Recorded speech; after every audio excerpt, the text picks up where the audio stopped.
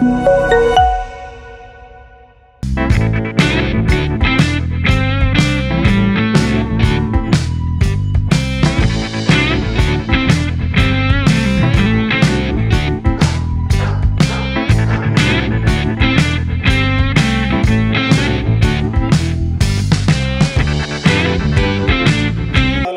ఈ రియల్ ఎస్టేట్కి దోహదపడుతుంది sir.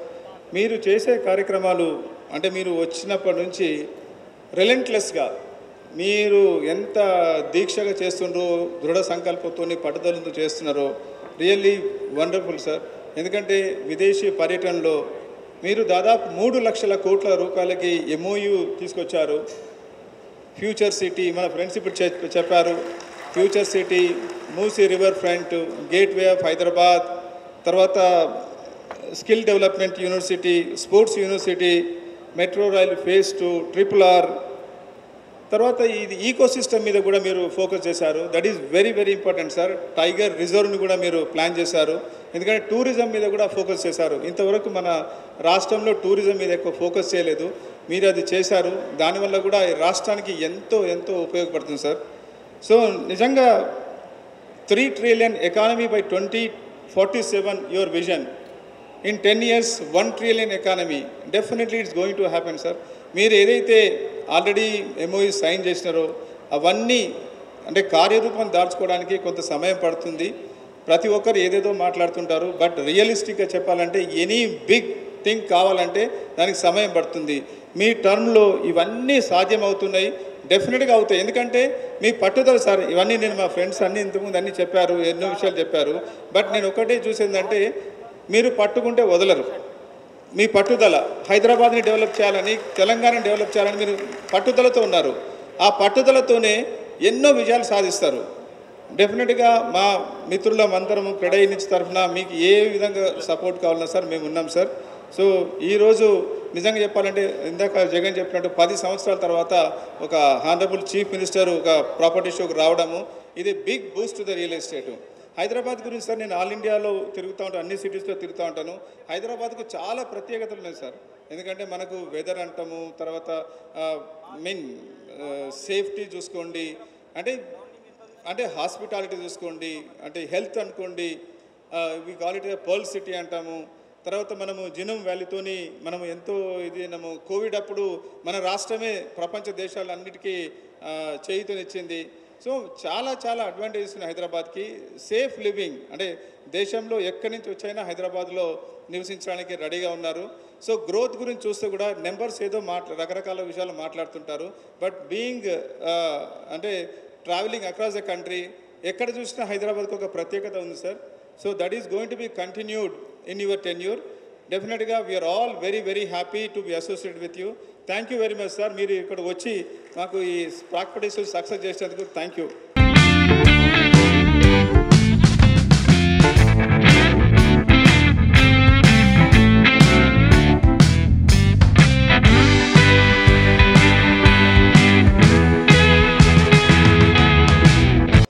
CREDAI Hyderabad property షోకి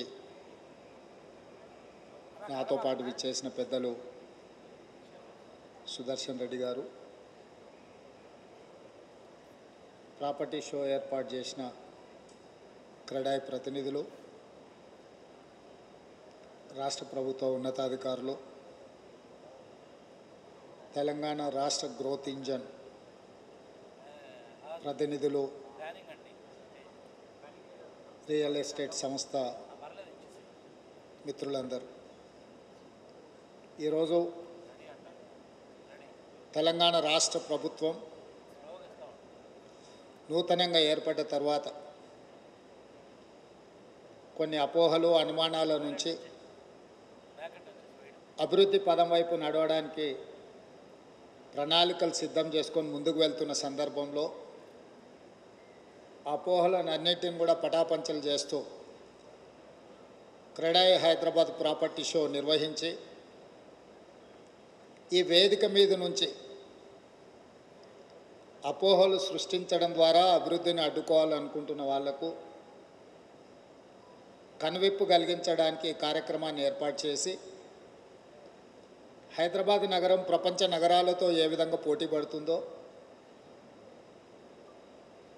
ప్రపంచ దిగ్గజ నగరాలైన న్యూయార్క్, టోక్యో, సింగపూర్ లాంటి నగరాలతో హైదరాబాద్ నగరం ఏ విధంగా పోటీ పడబోతుందో ప్రపంచానికి వివరించడానికి ఏర్పాటు చేసిన నిర్వాహకులందరినీ కూడా మనస్ఫూర్తిగా నేను అభినందిస్తున్నాను.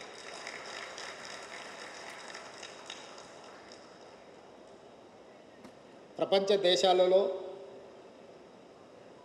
అభివృద్ధి అనేది రెండు విభాగాలుగా ఉంటుంది. ఒకటి పాలసీస్, రెండు కన్స్ట్రక్షన్ ఆర్ building assets.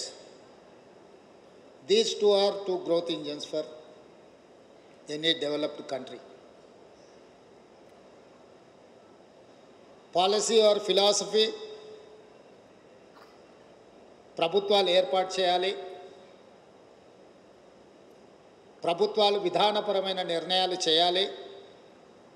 విధానపరమైన నిర్ణయాలలో పారదర్శకత ఉండాలి. పారదర్శకతతో ఉన్న నిర్ణయాలు ప్రజలకు అందుబాటులో ఉండాలి. ప్రజలకు అందుబాటులో ఉన్నప్పుడు,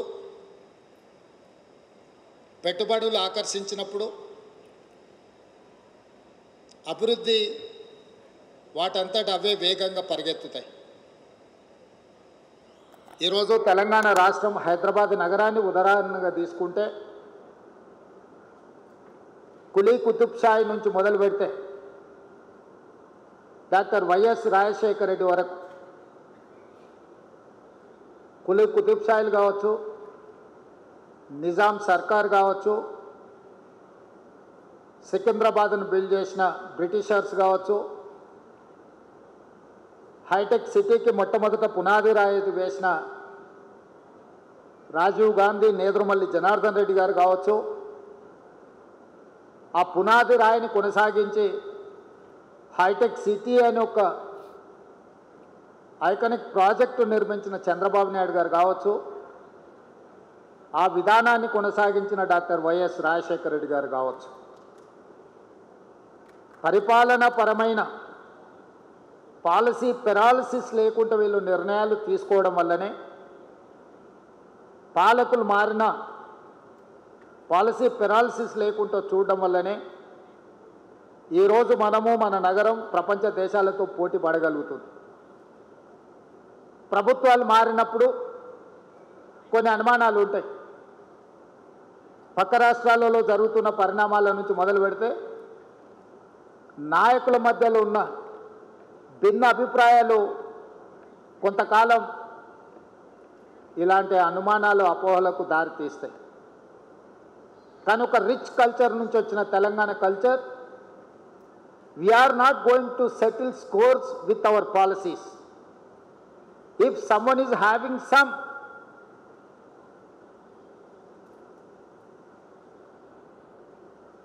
objection, vengeance or anything, I don't mind. If they wanted to settle scores with me personally, I don't mind. I'll take it up. At the same time, my government is not ready to take up with it at the cost of my state growth, my state development. I'm there to support.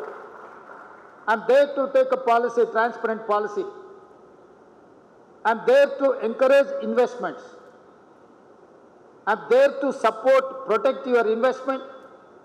At the same time, your profit also.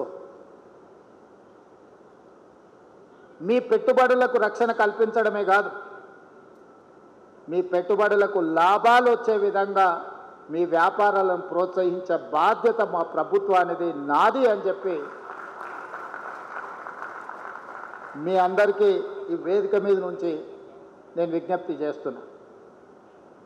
Political పార్టీస్కి, political లీడర్స్కి they have their own interest, they have their own priorities. I don't say it is wrong. At the same time మీరందరూ అందులో పడి అలాంటి వాళ్ళు సృష్టించే అనుమానాలకు మీరు ఊతమిస్తే అది అంతిమంగా మీ వ్యాపారానికి తీరని నష్టం అవుతుంది. రాజకీయాలలో ఒకే కుర్చీకి పోటీ పడ్డప్పుడు కొన్ని ఉంటాయి.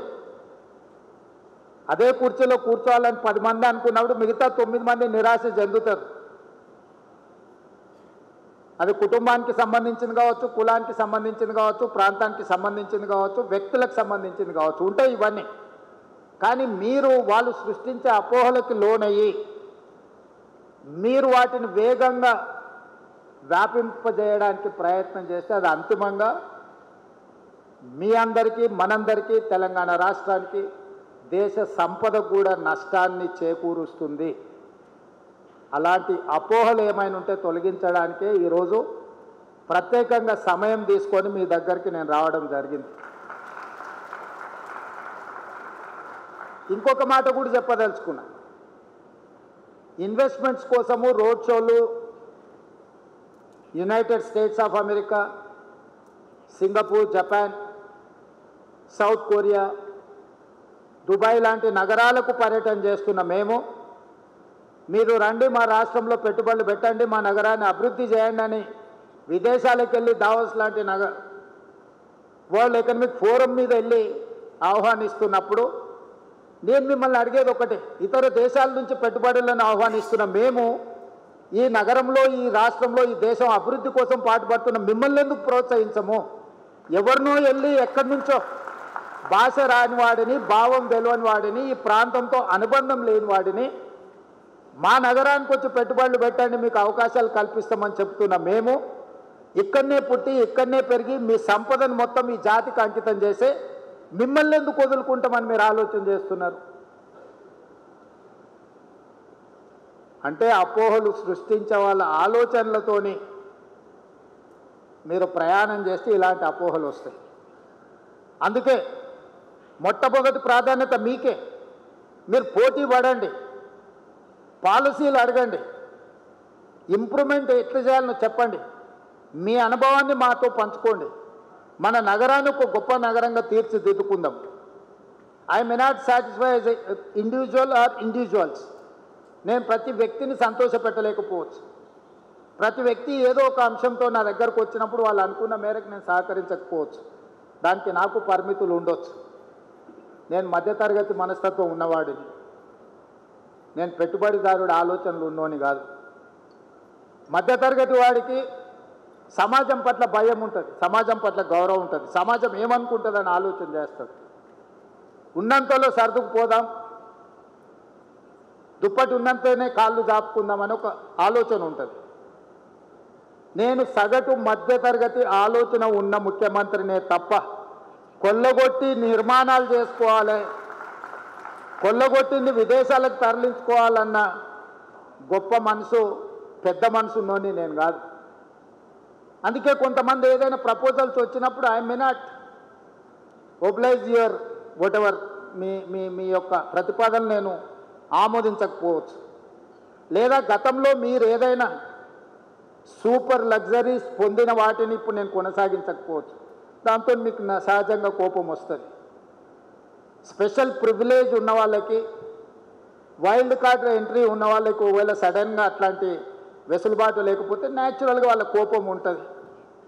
అరే మేము ఇప్పటి వరకు చాలా ప్లాటర్ తినేవాళ్ళం, ఇప్పుడేంది మేము కూడా అందరితో పాటు లైన్లో నిల్చోవాల్సి వస్తుందని. వాళ్ళని నేను నిజంగా వాళ్ళు నన్ను మన్నించాలి, ఎందుకంటే నేను ఎప్పటికీ మీకు ఆ రకంగా సహకరించను. కానీ పారదర్శకమైన పరిపాలన కోసం పాలసీలు చేయడానికి నాకు అభ్యంతరం లేదు. I can impress with policy, I can take the challenge. నేను ఓపెన్ మైండ్తో ఉన్నాను. మీరు పాలసీ ఏమైనా చెప్పండి, ప్రజలకు ఉపయోగపడేది, మీ రంగానికి ప్రయోజనం చేకూర్చేది, తద్వారా తెలంగాణ రాష్ట్రాన్ని అభివృద్ధి పదం వైపు నడిపించడానికి, హైదరాబాదు నగరాన్ని దేశంలోనే కాదు ప్రపంచంలోనే గొప్ప నగరంగా తీర్చిదిద్దడానికి మీ ఆలోచనలు పంచుకోండి నాతో. మీరు అందరు ప్రపంచాన్ని అంతా చూస్తున్నారు. నాకు 10 ఫ్యాక్టర్స్ ఉంటాయి, కానీ మీకు only 1 factor, that is construction, that is infrastructure. Mass development, trunk infrastructure ఎట్లా చేయాలి? ఈరోజు ఆనాడు చంద్రబాబు నాయుడు గారు, డాక్టర్ వైఎస్ రాజశేఖర రెడ్డి గారు హైటెక్ సిటీ, ఐటీ కంపెనీలతో పాటు ఔటర్ రింగ్ రోడ్, అంతర్జాతీయ ఎయిర్పోర్ట్ లాంటివి తీసుకురాకపోయి ఉంటే, ఈ ట్రంక్ ఇన్ఫ్రాస్ట్రక్చర్ డెవలప్ చేయకపోయి ఉంటే ఈరోజు ఇంత గొప్ప ప్రాపర్టీ షో మీరు చేసుకునే వాళ్ళ. ఆ రోజు ఆ విజన్ చేసినప్పుడు కూడా ఆ నాయకుల మీద కూడా అలిగేషన్స్ వచ్చిన ఔటర్ రింగ్ రోడ్ అనుకొండలాగా మారింది అన్నోళ్ళు ఉండొచ్చు. హైటెక్ సిటీ పక్కన వాళ్ళకి కావాల్సిన వాళ్ళకు భూములు ఉన్నాయి, ఆ భూముల కోసమే హైటెక్ సిటీ కట్టిండని అనుమానాలు ఉండొచ్చు, అపోహలు సృష్టించి ఉండొచ్చు, కొంతమంది ఆలోచన చేసి ఉండొచ్చు. ఎక్కడ ఏ డెవలప్మెంట్ చేసినా ఎవరికో ఒకరికి డెఫినెట్గా బెనిఫిట్ అవుద్ది. ఇప్పుడు నేను ఫ్యూచర్ సిటీని భారత్ ఫ్యూచర్ సిటీని ఒక కాలుష్యమైన నగరంగా మార్చాలనుకుంటున్నప్పుడు ఆ కాలుష్యాన్ని తొలగించి ఒక బ్రహ్మాండమైన నగరాన్ని నిర్మించాలని ప్రణాళికలు వేసినప్పుడు అది ఫోర్త్ సిటీ లేదా అది ఫ్యూచర్ సిటీ అని నేనంటే ఫోర్ బ్రదర్స్ సిటీ అని కొంతమంది అని ఉండొచ్చు. మీరే కదా నా బ్రదర్సు, మీకోసమే నేను డిజైన్ చేస్తున్నా. Why should I care all these comments? ఆనాడు జైపాల్ రెడ్డి గారు హైదరాబాద్ నగరానికి మెట్రో ఇవ్వకపోయిన ఉంటే దేశంలోనే రెండో అభివృద్ధి చెందిన మెట్రో నగరంగా హైదరాబాద్ ఉంటుండేనా? హైదరాబాద్ నగరానికి ఆ రోజు రాజశేఖర రెడ్డి గారు ప్రతిపాదనిస్తే స్టక్ డౌన్ అయిన హైదరాబాద్ మెట్రోని జైపాల్ రెడ్డి గారు శాంక్షన్ ఇవ్వడమే కాదు, వైబుల్ గ్యాప్ ఫండ్ ఇచ్చి ఈ నగరానికి మెట్రోని ఇచ్చాను. మరి ఆ తర్వాత మెట్రో విస్తరించకపోవడం వల్ల ఈరోజు 9వ ప్లేసుకు పోయినాం. We have neglected 10 years. ఈరోజు మెట్రో విస్తరించనుంటే ఈరోజు మీరు చూస్తున్న ఈ ట్రాఫిక్ జామ్లకు సమస్య కొంతైనా పరిష్కారం వచ్చి ఉండేది కదా. ఈరోజు హైటెక్ సిటీ దగ్గర ఉన్న మెట్రో ఫైనాన్షియల్ డిస్ట్రిక్ట్ నుంచి నియోపోలిస్ వరకు ఎక్స్పాండ్ చేసి ఉంటే అభివృద్ధి జరిగి ఉండేది కదా. ఈరోజు ఇంటర్నేషనల్ కనెక్టివ్ ఉన్న ఎయిర్పోర్ట్కి ఎందుకు మెట్రో ఇవ్వలేదు? ఎందుకు డిజైన్ చేయలేదు? డిజైన్ చేసిన వాళ్ళు కూడా ఔటర్ రింగ్ రోడ్ మీద నుంచి మెట్రో డిజైన్ చేశారు. ఎవరెక్కాలి? జూబ్లీ హిల్స్లో ఉన్నోళ్ళు, బంజారా హిల్స్లో ఉన్నోళ్ళు, లేకపోతే ఇక్కడ ఉన్నోళ్ళు ఎంతమంది మెట్రో ఎక్కుతారు? ఇక్కడ నుంచి హైటెక్ మీరు ఔటర్ రింగ్ రోడ్ ఎక్కినా కూడా అదే స్పీడ్తో మీరు ఎయిర్పోర్ట్కి చేరుకుంటారు. మల్టీ యూటిలిటీ ట్రాన్స్పోర్టేషన్ అనేది హై డెన్సిటీ పాపులేషన్ ఉన్న మధ్యలో నుంచి ఉండాలి. జనసాంద్రత ఉన్న ప్రాంతాలలో మల్టీ యూటిలిటీ ఉండే ట్రాన్స్పోర్టేషన్ ఏర్పాటు చేయాలి. మనిషి అనేటోడే లేడు, మనిషి అనేటోడు కూడా రాడు. ఎందుకంటే హైటెక్ సిటీకి ఈ పక్కన ఆ పక్కన చెరువులో ఫారెస్టో ఏదో ఒకటి ఉంది, ఎవరెక్కాలి ఎవరు దిగాలి. అందుకే నేను నాగోల్ నుంచి ఎల్బీ నగర్ నుంచి ఓఎస్సీ హాస్పిటల్ నుంచి చాంద్రాయణగుట్ట నుంచి agriculture university, where I'm going to construct a high court within 100 acres from there to Shamshabad to airport. I have redesign metro. LB Nagar నుంచి హయత్ నగర్ వరకు ఎక్స్పాండ్ చేయమని చెప్పిన మెట్రోని. Hayat Nagar is one more city now. Kukatpally తర్వాత పటాన్చెరు, బిహెచ్ఎల్ దాటి మెట్రో అవసరం ఉంది. లక్షల మంది అక్కడ కార్మికులు పనిచేస్తున్నారు. అక్కడికి ఎక్స్పాండ్ చేయమన్నా. హైటెక్ సిటీ నుంచి ఫైనాన్షియల్ డిస్ట్రిక్ట్ నుంచి ఈరోజు కోకపేటలో 100 కోట్లు పెట్టి ఎకరం కొనుక్కున్న మీ ప్రాంతాన్ని నియోపోలిస్కి మెట్రో ఎక్స్పాన్షన్ చేయమని చెప్పినా నేను. ఇట్లా ఎక్కడెక్కడైతే లాస్ట్ మైల్ కనెక్టివిటీ తక్కువ ఉందో ఇవాళ వాటన్నిటినీ లాస్ట్ మైల్ కనెక్టివిటీ చేయడానికి నిరంతరం నేను ప్రయత్నం చేస్తున్నా. ఈరోజు మీ కంటోన్మెంట్ ఏరియా బాటిల్ నెక్ ఉంది. రాజశేఖర రెడ్డి గారు ముఖ్యమంత్రి నుండి మన్మోహన్ సింగ్ గారు ప్రధానమంత్రిగా ఉన్నప్పుడు కూడా డిఫెన్స్ ల్యాండ్స్ 1 ఇంచ్ కూడా ఇవ్వలేదు. డిఫెన్స్ వాళ్ళు 1 ఇంచ్ భూమి కూడా ఇవ్వరు. దాదాపుగా 200 ఎకరాలు ప్యారడైజ్ నుంచి బాటిల్ నెక్స్ ఇటు రాజీవ్ రహదారి వైపు కానీ అటు షామీర్పేట వైపు కానీ ఈరోజు ఎలివేటెడ్ కారిడార్లకు నేను ముఖ్యమంత్రి ఆయనకు పోయి ఢిల్లీలో కూర్చొని నేను అనుమతులు తీసుకొచ్చిన.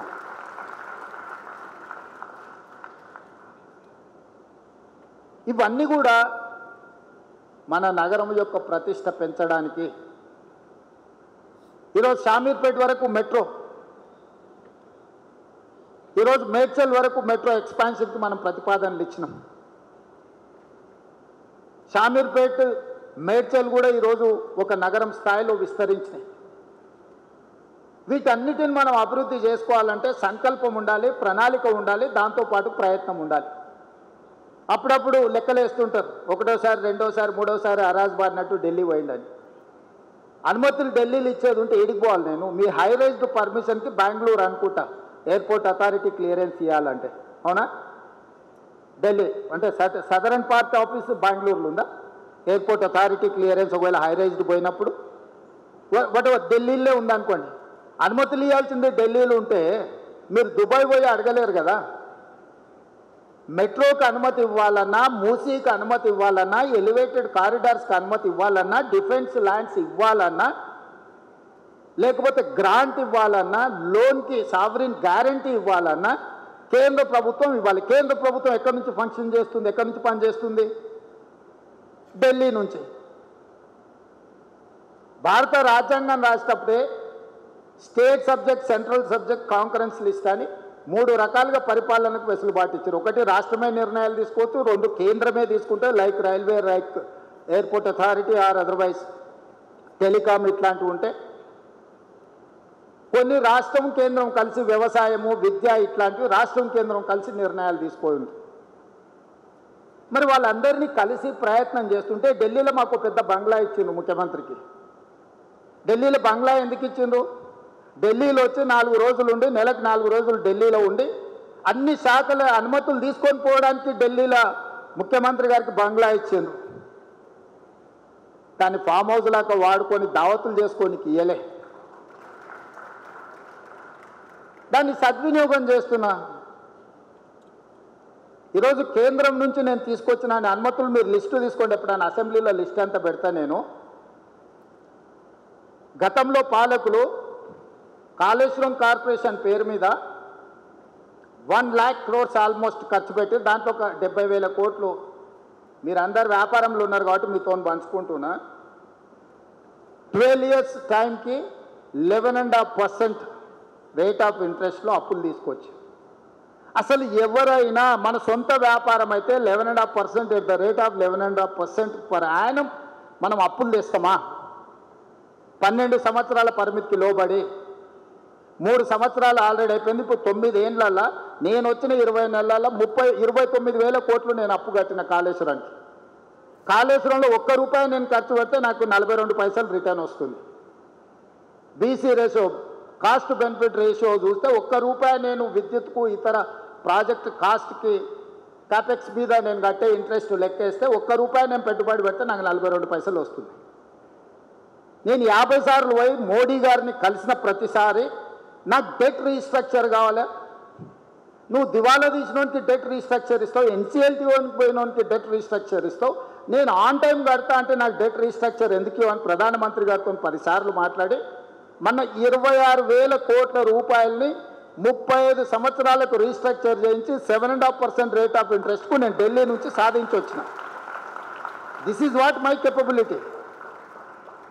That is their capability at the cost of 11.5% interest and 12 years moratorium. Whereas I have requested Prime Minister of India, I have taken permission, they have instructed to financial institutions, 26,000 crores first phase లో 35 years కోసము 7.5% rate of ఇంట్రెస్ట్కు తగ్గించి ఇచ్చారు. నాకు ఎంత ఆర్థిక వెసులుబాటు వచ్చింది? ఇది నా ఇంటికేం రాదే, రాష్ట్ర ప్రజలకు ప్రయోజనం. అట్లా 2 లక్షల కోట్ల గురించి నేను అడుగుతున్న కేంద్ర ప్రభుత్వాన్ని. 35-40 సంవత్సరాల పీరియడ్కు 7.5%కు తగ్గించండి, నాకు ఇది లయబిలిటీ అయిపోయింది, ఈ లయబిలిటీ నేను మోయలేను, ఇది ప్రజల సొమ్ము, ప్రజలకు అన్యాయం చేస్తే కుదరదు అండ్ డెట్ రీస్ట్రక్చర్ కోసం నేను ప్రయత్నం చేస్తున్నా. మీరు వ్యాపారంలో మీ బ్యాంకు లోన్లు, మిత్తిలు, మీ అప్పులు మీ నెత్తి మీద ఉంటే మీరు వ్యాపారంలో రాణించగలరా? మరి రాష్ట్రాన్ని వెల్ఫేర్ అండ్ డెవలప్మెంట్ స్టేట్ చేయాలంటే నాకు ఇవన్నీ చేయాల్సిన అవసరం ఉంది కదా. ఇవాళ నాకు మెట్రో ఫర్దర్ ఎక్స్పాన్షన్ కావాలంటే కేంద్ర ప్రభుత్వం ఇవ్వాలి. ఇవాళ మొత్తం తెలంగాణలో ఒకే ఒక ఎయిర్పోర్ట్ ఉంది, శంషాబాద్. మీరు ఆంధ్రప్రదేశ్లో ఉండే 6-7 ఉన్నాయి, తిరుపతిలో ఉన్నది, రాజమండ్రిలో ఉంది, కడపలో ఉంది, విజయవాడలో ఉంది, విశాఖపట్నంలో ఉంది, ఎన్నో 6-7 ఎయిర్పోర్ట్లు ఉన్నాయి. మహారాష్ట్రలో ఒక 40 ఎయిర్పోర్ట్లు ఉన్నాయి. ఏ చిన్న రాష్ట్రానికి వెళ్ళినా 5-6 ఎయిర్పోర్ట్లు ఉన్నాయి. మరి మేధావులు 80,000 పుస్తకాలు చదివిన వాళ్ళకు తెలంగాణకు 2వ ఎయిర్పోర్ట్ ఉండాలన్న ఆలోచన కూడా రాలేదు. 2వ ఎయిర్పోర్ట్ అవసరం లేదా మిత్రులారా? మీరు చెప్పండి. నేను వచ్చిన తర్వాత అందుకే ఢిల్లీలో పోయి ఏవియేషన్ మినిస్టర్ని ప్రైమ్ మినిస్టర్ని కలిసి 2 అదనంగా ఎయిర్పోర్ట్లకు అనుమతులు తెచ్చిన, ఒకటి వరంగల్, రెండోది ఆదిలాబాద్. ఒకప్పుడు ఇతర రాష్ట్రాల నుంచి వచ్చేటోళ్ళు రైల్వే స్టేషన్కి మీ ఇల్లు ఎంత దూరం, మీ ఆఫీస్ ఎంత దూరం అని అడిగేటోళ్ళు. సొంత రాష్ట్రంలో గ్రామాల నుంచి వచ్చేటోళ్ళు బస్ స్టాండ్కి మీ ఇల్లు ఎంత దూరము, మీ ఆఫీస్ ఎంత దూరం అని అడిగేటోళ్ళు. ఇవాళ ఇతర దేశాల నుంచి వచ్చేటోళ్ళు ఏమడుగుతారు, ఎయిర్పోర్ట్ నుంచి ఎంత దూరం ఉంది మీ ఇండస్ట్రియల్ హబ్ కానీ మీ కార్పొరేట్ ఆఫీస్ కానీ ఎయిర్పోర్ట్ నుంచి ఎంత టైం పడుతుంది రీచ్ అవ్వడానికి అని అడుగుతారు. మరి అట్లాంటి ఎయిర్పోర్ట్లు తెలంగాణకు అడిషనల్గా ఉండాల్సిన అవసరం లేదా? అనుమతులు తేవాల్సిన అవసరం లేదా? దానికి అవసరమైన నిధులు కేంద్ర ప్రభుత్వం నుంచి తెచ్చుకోవాల్సిన అవసరం లేదా? ఎయిర్పోర్ట్ వస్తే విమానం వచ్చి మా ఇంట్లో ఆగుద్దా? ఎయిర్పోర్ట్ వస్తే దాంతోపాటు మీకే అభివృద్ధి వస్తుంది, మీ ఇన్వెస్ట్మెంట్స్ పెంచుకోవడానికి ఉంది. Tier 2, Tier 3 సిటీస్ కూడా డెవలప్ అవ్వడానికి అవకాశం ఉంది. ఇండస్ట్రియల్ గ్రోత్ వస్తే ఆటోమేటిక్గా ఆదాయం పెరగడానికి అవకాశం ఉంది. మీరు ఎక్కడనో ఎత్తుకుంటూ పోయి పెట్టుబడులు పెట్టేది ఎందుకు? మీ పెట్టుబడులు ఇక్కడ పెడితే మీ పెట్టుబడులే 2 ఆదాయాన్ని తెచ్చిపెడతాయి కదా. దానికోసమే కదా ఈరోజు మెట్రో అనుమతులు అడిగినా, ఎయిర్పోర్ట్ అనుమతులు అడిగినా, రీజనల్ రింగ్ రోడ్ అనుమతులు అడిగినా, రీజనల్ రింగ్ రైల్ అనుమతులు అడిగినా. ల్యాండ్ లాక్ స్టేట్, మనకు పోర్టు లేదు. ఈ దేశంలో అన్ని రాష్ట్రాలకు దాదాపు ఏదో రకంగా పోర్టులు ఉన్నాయి. మీకు ఏ వైపు నుంచి వెళ్ళినా కూడా నాట్ లెస్ దాన్ 300 కిలోమీటర్స్ మీరు ఎక్కడికి చేరలేరు. అందుకోసం మనకు ఇండస్ట్రియలైజేషన్ ఆగిపోయింది. ఆటోమొబైల్ ఇండస్ట్రీ రమ్మంటే పోర్ట్ ఎంత దూరం ఉందని అడుగుతున్నారు. జపాన్లో మేము ఎవరితో మాట్లాడినా, టొయోటా, హోండా, ఏ కంపెనీతో మాట్లాడినా వాళ్ళు పోర్ట్ కనెక్టివిటీ అడుగుతున్నారు. ఇవాళ అందుకే ఒక ఔటర్ రింగ్ రోడ్ 160 కిలోమీటర్స్ నిర్మాణం జరిగితేనే ఈరోజు 3 లక్షల కోట్ల ఆదాయానికి తెలంగాణ రాష్ట్రం పెరిగింది. అందుకే కేంద్ర ప్రభుత్వంతో మాట్లాడి ఆగిపోయిన regional ring road 360 kilometer regional ring రోడ్తో పాటు all along with regional ring road, regional ring rail కూడా మనం ఈరోజు ప్లాన్ చేసుకున్నాం. కేంద్ర ప్రభుత్వం అనుమతి ఇచ్చింది. ఈరోజు ఔటర్ రింగ్ రోడ్ నుంచి రీజనల్ రింగ్ రోడ్కు రేడియల్ రోడ్స్ ఇప్పటి దగ్గర మిత్రులు చెప్తున్నారు, సార్ మీరు ఔటర్ రింగ్ రోడ్కి బోత్ సైడ్స్ మనము 1 కిలోమీటర్ ఇండియా కారిడార్స్ పెట్టుకున్నాం, దానికి మీరు రేడియల్ రోడ్స్ లేకపోతే ఈ రోడ్లను వేయాలని. ఇవాళ 1 కిలోమీటర్ కాదు, యావరేజ్గా 45 కిలోమీటర్స్ రింగ్ ఉంది రీజనల్ రింగ్ రోడ్. ఇప్పుడున్న ఎగ్జిస్టింగ్ విజయవాడ లేకపోతే బెంగళూరు లేకపోతే ఇతర హైవేలు కాకుండా ప్యారలల్గా 11 రేడియల్ రోడ్స్ని కొత్త ప్లాన్ చేస్తున్నాం. ఎందుకంటే యాక్చువల్ కొత్త ఏరియా డెవలప్మెంట్ కోసం కొత్త ల్యాండ్స్ని అందుబాటులోకి తీసుకురావాలి, శాటిలైట్ సిటీస్ కట్టాలనే ఒక ప్రణాళికతో ఈరోజు ముందుకెళ్తున్నాము. ఈరోజు ఔటర్ రింగ్ రోడ్ ఎట్లుందో డ్రింకింగ్ వాటర్ కూడా చాలా ఇంపార్టెంట్. అందుకే రింగ్ బండ్ కడుతున్నాం. గోదావరి నుంచి ఒకవేళ ప్రాబ్లం వస్తే కృష్ణాను సప్లిమెంట్ చేయడానికి, కృష్ణా నుంచి ప్రాబ్లం వస్తే గోదావరి నుంచి సప్లిమెంట్ చేయడానికి, just like outer ring road ఈరోజు వాటర్ పైప్ లైన్ కూడా రింగ్ బండ్ కడుతున్నాం. ఎక్కడి నుంచి ఎక్కడైనా వాటర్ కనెక్టివిటీని, డ్రింకింగ్ వాటర్ కనెక్టివిటీని, అది సింగూరు కావచ్చు, మంజరా కావచ్చు, గోదావరి కావచ్చు, లేకపోతే కృష్ణా కావచ్చు, లేకపోతే హిమాయత్ సాగర్, ఉస్మాన్ సాగర్ నుంచి వచ్చే డ్రింకింగ్ వాటర్ కావచ్చు. ఈరోజు డ్రింకింగ్ వాటర్ కనెక్టివిటీ ఉండకుండా, వాటర్ కనెక్టివిటీ లేకుండా, రోడ్ కనెక్టివిటీ లేకుండా, ఎలక్ట్రిసిటీ కనెక్టివిటీ లేకుండా మీ ఇన్ఫ్రాస్ట్రక్చర్ డెవలప్ అవుద్దా? మరి ఇవి చేయాలంటే నేను 400 kV, ఇప్పుడు కొత్తగా 800 kV సబ్స్టేషన్స్ కూడా వస్తున్నాయి అల్ట్రా మోడర్న్. ఈరోజు మీకు పవర్ కనెక్షన్ ఇవ్వాలన్నా, వాటర్ కనెక్షన్ ఇవ్వాలన్నా, రోడ్ కనెక్టివిటీ డెవలప్ చేయాలా, డ్రైనేజ్ కనెక్టివిటీ డెవలప్ చేయాలి అని అంటే ఇన్ఫ్రాస్ట్రక్చర్ మీద ఫోకస్ పెట్టాలి. ఈరోజు రీజనల్ రింగ్ రోడ్తో పాటు, రీజనల్ రింగ్ రైల్తో పాటు future city to Amaravati, Amaravati to Bandar port, 8 line express హైవేతో పాటు రైల్వే కనెక్టివిటీ చేసి బోత్ సైడ్ ఇండస్ట్రియల్ కారిడార్ని ఈరోజు ప్రపోజల్స్ గవర్నమెంట్ ఆఫ్ ఇండియాకి ఇచ్చినాం. తొందరలో అది అనుమతి రాబోతుంది. సో పోర్ట్ అనే ప్రాబ్లాన్ని పర్మనెంట్గా ఈరోజు Hyderabad Vijayawada near about 300 kilometres ఉంది. కానీ ఇప్పుడు మేము డెడికేటెడ్ గ్రీన్ఫీల్డ్ హైవే వేస్తే 220 కిలోమీటర్స్లోనే విజయవాడ వస్తుంది. 70 కిలోమీటర్స్ మీకు ప్రయాణం తగ్గితే ఎంత ప్రయోజనం ఉంటుందో ఒక్కసారి ఆలోచన చేయండి. ఈరోజు ఈ ప్రణాళికలన్నీ ఈరోజు తెలంగాణ రైజింగ్ 2047 ఒక విజన్ డాక్యుమెంట్ కోసం చేస్తున్నాం. December 9th we are going to dedicate that vision document. అందులో 3 తెలంగాణని 3 వర్టికల్స్ కింద డివైడ్ చేస్తున్నాం. Outer ring road inside is core urban region, outer ring road outside to regional ring road inside semi-urban, regional ring road to Telangana corridor rural. The core urban region service sector, semi-urban region industrial sector, outer RRR నుంచి outside వచ్చే agriculture sector. సింపుల్గా Telangana map తీసి ఇట్లా ముందల పెట్టుకుంటే మీకు circles క్లియర్గా ఉంటుంది. కోర్ అర్బన్ రీజియన్లో సర్వీస్ సెక్టర్ ఉంటుంది, సెమీ అర్బన్ రీజియన్లో ఇండస్ట్రియల్ సెక్టర్ ఉంటుంది, రిమైనింగ్ సెక్టర్ రూరల్ సెక్టర్లో అగ్రికల్చర్ ఉంటుంది. జస్ట్ మీ పాలసీ డాక్యుమెంట్ ఇట్లా ఓపెన్ చేస్తే ఈ దేశంలోనే మొదటిసారి ఒక స్టేట్ మొత్తానికి ఒక పాలసీ. మీరు మాస్టర్ ప్లాన్ చూస్తే గ్రేటర్ హైదరాబాద్కో హెచ్ఎండిఏకో మాస్టర్ ప్లాన్ ఉంటుంది. తెలంగాణ కోసమే మెగా మాస్టర్ ప్లాన్ డిజైన్ చేసుకుంటున్నాం. ఎక్కడ ఏ సెక్టర్ రావాలి, ఎక్కడ ఏం డెవలప్మెంట్ ఉండాలి, ట్రంక్ ఇన్ఫ్రాస్ట్రక్చర్ గవర్నమెంట్ ఎట్లా డెవలప్ చేయాలనుకుంటుంది, ఆ ట్రంక్ ఇన్ఫ్రాస్ట్రక్చర్ బేసిస్ మీద మీరు మీ ప్రణాళికలు సిద్ధం చేసుకోవచ్చు అనేది మా ఆలోచన. ఇవన్నీ అమలు చేసే క్రమంలో ఎక్కడైనా డీవియేషన్స్ ఆర్ వయలేషన్స్ ఉన్నప్పుడు నియంత్రించడానికి కొన్ని కొత్త సంస్థలు మేము తీసుకొచ్చినాం. హైడ్రా అందులో భాగమే. ఈరోజు మీకు రోడ్ల మీద నీళ్ళు వస్తున్నాయి. ఎందుకు వస్తున్నాయి మీరు ఎప్పుడైనా అంచనా వేయండి. నీళ్లు నిలవాల్సిన చెరువులు మనమే గుంజుకుంటుమే, నీళ్లు ప్రవహించాల్సిన నాలల్ని మనమే ఆక్రమించుకుంటుమే. మరి నీళ్లు ఉండాల్సిన ప్లేస్కి మనం పోతే మనం ఉండాల్సిన ప్లేస్లకు నీళ్ళు వచ్చినాయి. మన కాలనీలకు మన ఇంట్లోకి నీళ్ళు వస్తున్నాయంటే మనమే కారణం. ఎవరు కారణము? 2000 చెరువులు ఇప్పుడు 450కి పడిపోయినాయి ఔటర్ రింగ్ రోడ్ ఇన్సైడ్. ఆ చెరువులను వీలైనంత మేరకు పునరుద్ధరించాలనుకుంటున్నాం. పునరుద్ధరించేటప్పుడు తెలిసి తెలియని అమాయకులు కొంతమంది కొంత సమస్య వస్తుంది, ఇబ్బందులు జరుగుతాయి. యుద్ధం వచ్చినప్పుడు సైనికులు ఒక్కరే చచ్చిపోరు, అక్కడక్కడ అమాయకులు కూడా చచ్చిపోతుంటారు యుద్ధంలో. మీరు అందరూ చూస్తున్నారు కదా. మనం కూడా ఈ ప్రకృతిని, క్లౌడ్ బస్ట్ని, ఈ ప్రకృతి విపరీతాలు ఈరోజు చూస్తున్నారు. ఒక్కొక్క రాష్ట్రంలో ఎంతమంది కొట్టుకొని పోయి చచ్చిపోయినరు. మేము కొన్ని దగ్గరలో అడ్డంకులు ఉన్న వాటిని తొలగిస్తే వాళ్ళని ఆర్థికంగా ఆదుకుంటాం అంటున్నాం. మీరు ప్రతిపాదన ఇవ్వండి అని చెప్పినాం. ఆ ప్రతిపాదనలు ఎవరు మీరు తొలగించడానికే వీలేదు. మీరు నాలా పెద్దగా చేయదు, బాటిల్ నెక్ ఉంటుంది. నాలా ఇక్కడ నుంచి 100 మీటర్స్ వస్తూ ఒక దగ్గర రాగానే 10 మీటర్స్ కుదించకపోతే, ఎందుకంటే పెద్ద మనిషి ఎవరో కబ్జా పెట్టుకొని ఉంటాడు. అది తొలగిస్తే పెద్ద మనిషికి కష్టం. ఆ పెద్ద మనిషి పెట్టుబడి పెట్టి సోషల్ మీడియాలో కొంతమందిని మూకలను తయారు చేసి ప్రభుత్వానికి వ్యతిరేకంగా చేస్తున్న పనికి తప్పుడు ప్రచారం ఇస్తే మీరు కూడా దాన్ని తెలిసి తెలవక ఫార్వర్డ్ చేస్తారు.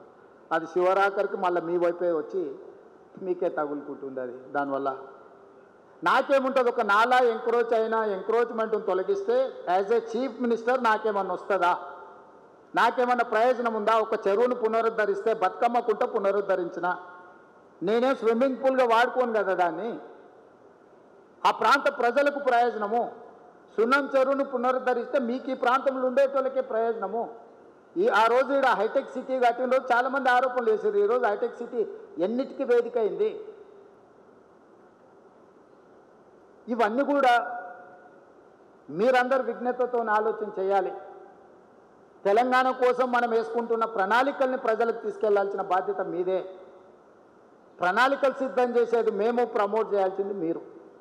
మీకు ఇందులో ఏదైనా ఇబ్బంది ఉన్నా లేదా ప్రభుత్వం పాలసీ ఇంకా మెరుగ్గా చేయాలనుకుంటే మీరు సజెషన్ చేయండి.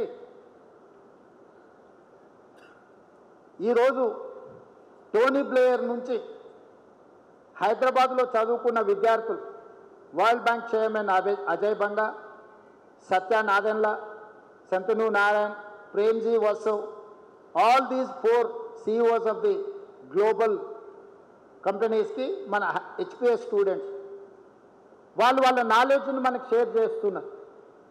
They are on board. హైదరాబాద్కు మేము ఇక్కడ చదువుకున్నాం కాబట్టి మేము సహాయం చేస్తామని HPS స్కూల్ని కట్టడానికి వాళ్ళు నలుగురు కలిసి దాదాపుగా 300 crores డొనేట్ చేస్తున్నారు. మేము ఇక్కడ చదువుకున్నాం, ఈ స్కూల్కి మేము డొనేట్ చేస్తామని వాళ్ళు ముందుకు వచ్చారు. దాని ల్యాండ్ కన్వర్షన్ ఉంటే అక్రాస్ ద టేబుల్ అది తెప్పించి నేను ఇమ్మీడియట్గా క్లియర్ చేసిన.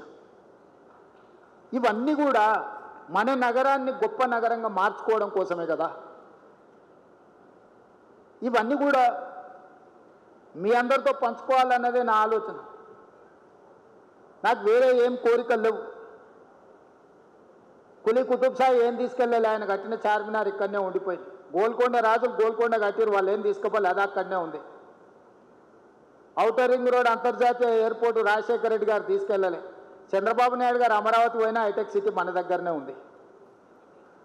కోహినూరు డైమండ్ సంపాదించి ఇంట్లో పెట్టుకుంటే బ్రిటిష్ వాళ్ళు అక్కడికి తీసుకుపోయారు. సంపాదించింది ఎవడని తీసుకుపోతాడో కానీ సమాజానికి ఇచ్చింది ఎవ్వరు తీసుకెళ్లరు, ఇక్కడనే ఉంటుంది. ఆ మాత్రం జ్ఞానము, పరిజ్ఞానము, అవగాహన తెలంగాణ రాష్ట్ర ముఖ్యమంత్రిగా నాకుంది. నేను నిర్మించదలుచుకున్న ఫ్యూచర్ సిటీ 1000 ఏళ్ళైనా ప్రపంచానికి ఆదర్శంగా నిలబడి ఒక గొప్ప నగరంగా తీర్చిదిద్దుతా. రెన్యూబుల్ ఎనర్జీతోని అల్ట్రా మోడర్న్ సిటీని నేను డిజైన్ చేస్తా. Regional ring road, regional ring rail, dedicated greenfield national highway, dedicated railway corridor to port, Bandar port or any other port, ఇట్లాంటివన్నీ కూడా మెట్రో విస్తరణ, ఇవన్నీ కూడా భవిష్యత్తులో 100 ఏళ్ళు 1000 ఏళ్ళు అయినా నేను నచ్చిన వాళ్ళకు, నేను నచ్చని వాళ్ళకు కూడా ఇది ఎవరు చేసిందా అంటే పలానా రేవంత్ రెడ్డి ఉన్నప్పుడు చేసిందని. ఈరోజు కులీ కుతుబ్ షా మనకు నచ్చవచ్చు, నచ్చకపోదు. నిజాం అంటే సగం మందికి భిన్నాభిప్రాయాలు ఉండొచ్చు. చంద్రబాబు నాయుడు అంటే సగం మంది అవుననొచ్చు, కాదనొచ్చు. కానీ 100కి 100% హైటెక్ సిటీ ఎవరు కట్టిరా అంటే చంద్రబాబు నాయుడు కట్టినని చెప్పాల్సిందే కదా. ఆ వ్యక్తి కొందరికి నచ్చవచ్చు, నచ్చకపోవచ్చు. రాజశేఖర రెడ్డి గారు కొందరికి నచ్చవచ్చు, నచ్చకపోవచ్చు. కానీ international airport outer ring road ఎప్పుడు వచ్చిందంటే రాజశేఖర రెడ్డి గారి హయాంలో వచ్చిందని చెప్పాల్సిందే కదా. దేశ స్వతంత్రం కోసం కొట్లాడిన వాళ్ళు మహాత్మా గాంధీ, పండిత్ జవహర్లాల్ నెహ్రూ గురించి, స్వతంత్రం గురించి మాట్లాడితే వాళ్ళు తెచ్చిందని చెప్పాల్సిందే కదా. ఆ ఫిలాసఫీ కొందరికి నచ్చవచ్చు, నచ్చకపోవచ్చు. కానీ వాళ్ళు ఈ దేశానికి ఇచ్చిన ఒక గొప్ప స్ఫూర్తి ఎప్పటికీ మనలో కొనసాగుతూనే ఉంటుంది కదా. ఈరోజు తెలంగాణ కూడా ఓ యంగెస్ట్ చీఫ్ మినిస్టర్గా ఒక అగ్రికల్చర్ ఫ్యామిలీ నుంచి, రూరల్ బ్యాక్గ్రౌండ్ నుంచి వచ్చిన నాకు పెద్ద పెద్ద ఇంగ్లీష్ చదువులు చదువుకోకపోవచ్చు కానీ నాకు కామన్ సెన్స్ ఉంది. Common sense is biggest asset for any one. Language is not an knowledge, language is only for communication. అమెరికాలో బిచ్చమెత్తుకునేటోని కూడా ఇంగ్లీష్ వస్తుంది, వాడి ఊర్లో మాట్లాడుకునేదే ఇంగ్లీష్, బాత్రూమ్ కడిగేటోని కూడా ఇంగ్లీష్ వస్తుంది. జపాన్కి, జర్మన్కి ఇంగ్లీష్ వచ్చా, వాళ్ళకి చైనాకి ఇంగ్లీష్ వచ్చా? ప్రపంచ దేశాలను చైనా, జపాన్, జర్మన్ శాసిస్తుంది కదా, ఎంతమందికి ఇంగ్లీష్ వచ్చా? దేశంలో పరీక్ష పెట్టుంది. తెలివితేటలకు, చిత్తశుద్ధికి భాషకు సంబంధం లేదు. భాష వచ్చిన వాళ్ళందరూ విమానాలు నడుపుతలేరు, భాష వచ్చిన వాళ్ళందరూ రాకెట్లు తయారు చేస్తలేరు. భాష వచ్చిన వాళ్ళు బట్టల షాప్లో బట్టలు అమ్ముతారు, బాత్రూమ్లు కడిగేటోళ్ళు కూడా ఉన్నారు భాష వచ్చిన వాళ్ళు. అదేం పెద్ద విద్య అని నేను అనుకోవడం లేదు. మంచిదే, ఒక అడిషనల్ క్వాలిఫికేషన్. కొందరికి సాంస్క్రిట్ వచ్చు, కొందరికి జర్మన్ వచ్చు, కొందరికి అదర్ లాంగ్వేజ్, అడిషనల్ క్వాలిఫికేషన్ అది. I do appreciate. ఆ భాష వస్తే మంచిది, ఇంకొక భాష ఎక్స్ట్రా నేర్చుకుంటే. పివి నరసింహారావు గారికి 14 భాషలు వచ్చేది. ఏ రాష్ట్ర ఎంపీ పోయినా కూడా వాళ్ళ భాషలతో మాట్లాడితే వాళ్ళు చాలా సంతోషపడేవాళ్ళు. పని అయినా కాకపోయినా సార్ మా భావం, మా బాధ అర్థం చేసుకున్నాడని. నాకు తెలంగాణను అభివృద్ధి చేయాలన్న చిత్తశుద్ధి ఉంది, పట్టుదల ఉంది. నాకు తెలియదు ఏమున్నా అడిగి తెలుసుకునే నాకు సహనం ఉన్నది. రోజుకు 18 గంటలు నిరంతరం పనిచేసే ఓపిక ఉన్నది. ఓపిక ఉంది, వయసు ఉంది, మీతోని నాకు అనుబంధం ఉంది. మనందరం కలిసి నగరాన్ని గొప్పగా నిర్మించుకుందాం. ఏమైనా అపోహలు ఉంటే తొలగించుకోండి, ప్రోయాక్టివ్గా రియాక్ట్ అవ్వండి, ఒక పాజిటివ్ నరేషన్ని బిల్డ్ చేయండి. రియల్ ఎస్టేట్ ఈజ్ ఫైనల్గా ఒకటే మాట చెప్తున్నారు, రియల్ ఎస్టేట్ ఈజ్ సెంటిమెంట్. మీరు ఏ విధంగా ఈ సెంటిమెంట్ని డ్రైవ్ చేస్తే ఆ విధంగా ఉంటుంది. అదే ₹1,00,000 ఎకరం అంటారు, ఒక 6 నెలలు ఉడితే అదే ₹1,00,00,000 అంటారు. ఆ ₹1,00,00,000 100 కోట్లకు కూడా పోయింది. కోకాపేటలో నేను కూడా ఒకప్పుడు రియల్ ఎస్టేట్ వ్యాపారం చేసిన 8 లక్షల నుంచి 12 లక్షలకు కొనుక్కున్న భూములు ఉన్నాయి. కానీ అదే కోకాపేటలో ఈరోజు 100 కోట్లు, రోజు 14 కోట్లు అయింది, ఇప్పుడు 100 కోట్లు అయింది. భూమి అనేది ఒక సెంటిమెంట్, రియల్ ఎస్టేట్ అనేది ఒక సెంటిమెంట్. ఆ సెంటిమెంట్ని మీరు ఎంత పాజిటివ్గా ముందుకు తీసుకెళ్తే మీకు అంత ప్రయోజనం ఉంటుంది. తెలంగాణను ఒక సెంటిమెంట్ హబ్గా, తెలంగాణను ఒక డెవలప్మెంట్ హబ్గా, తెలంగాణ మీన్స్ బిజినెస్. వీడికి ఎవరైనా రావచ్చు, పెట్టుబడి పెట్టవచ్చు. మీ పెట్టుబడికి భద్రత ఉంది, భద్రతతో కూడా మీ పెట్టుబడికి లాభాలు ఇప్పించే బాధ్యత నాది, అనుమతులతో పాటు లాభాలు ఇప్పించే బాధ్యత నాది. ఇంత మంచి కార్యక్రమాన్ని ఏర్పాటు చేసిన క్రెడై మిత్రులందరిని కూడా అభినందిస్తూ రండి మనందరం కలిసి మన తెలంగాణను అభివృద్ధి చేసుకుందాం. జై Telangana. Thank you, sir. Thank you so much.